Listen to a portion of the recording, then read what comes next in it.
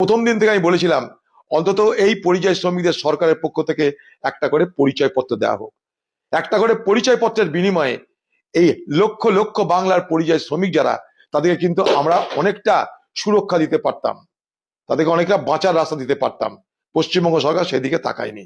কারণ পশ্চিমবঙ্গ সরকার চাই পরিযায়ী শ্রমিক মার খাক, মার খেলে কুমিরের কান্না কাঁদতে হবে, কুমিরের যেমন চোখে জল বার হয় না সেরকম করে কাঁদবে, কুম্ভীরাস্ত্র ফেলবে এবং ভোটের বাজার গরম হবে। এই জন্য পশ্চিমবঙ্গ সরকার চায় না পরিযায়ী শ্রমিকের সমস্যা মিটে যাক। এক।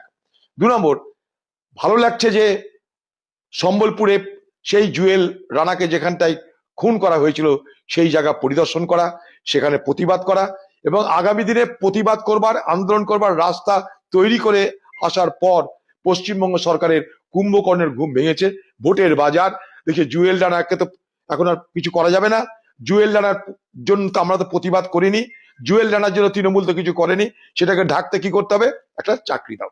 কোথায় চাকরি জানা নাই, তার মাইনা কত তাও জানা নাই, সেটা পার্মানেন্ট হবে কিনা তাও জানা নাই। কারণ চাকরিটা দিচ্ছে একটা এমপি, ওখানকার কোন পিওনের চাকরি দিচ্ছে, সে পিওনের চাকরি কি, তার মাইনা কি, তার পার্মানেন্ট কিনা তার কোনো গল্প নাই। কিন্তু আমার বক্তব্য, যদি পশ্চিমবঙ্গকে আমরা সেইভাবে তৈরি করতে পারতাম যেখানে কাজের সুযোগ থাকবে, রুটি কামানোর সুযোগ থাকবে, তাহলে জুয়েল রানা তৈরি হতো না।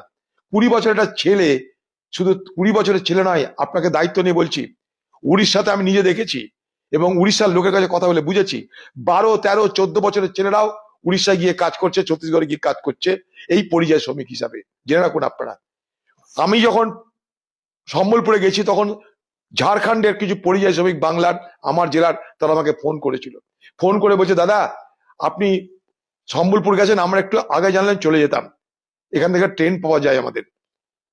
আমরা কিন্তু ঝাড়খণ্ডে আছি, এখানে কোনো সমস্যা নাই, কারণ কংগ্রেসের সরকার, বলেছে তারা আমাকে।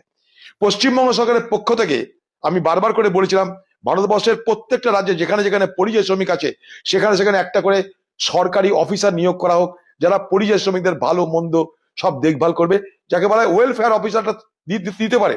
ভারতবর্ষের প্রত্যেকটা রাজ্যের রাজধানীতে একটা করে পশ্চিমবঙ্গ সরকারের পক্ষ থেকে ওয়েলফেয়ার অফিসার নিয়োগ করা হোক, যারা পরিযায়ী শ্রমিকদের ভালো মন্দ বিপদ আপদ সব ব্যাপারে দেখভাল করবে। আরামসে পারা যায়, একটা ওয়েলফেয়ার অফিসার নিয়োগ করা যায়, স্পেশালি মেন্ট ফর পরিযায়ী শ্রমিক, মাইগ্রেন্ট লেবার, আরামসে করা যায়।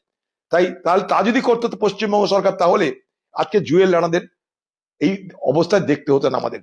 তাই পশ্চিমবঙ্গ সরকার কুম্ভীরাস্ত্র না কেঁদে পরিযায়ী শ্রমিকদের বাঁচানোর জন্য ইমিডিয়েট, অতি দ্রুত পরিচয়পত্র চালু করুন, পরিচয়পত্রের ব্যবস্থা করুন এবং ভারতবর্ষের প্রত্যেকটা রাজ্যের মুখ্যমন্ত্রীর সঙ্গে আলোচনা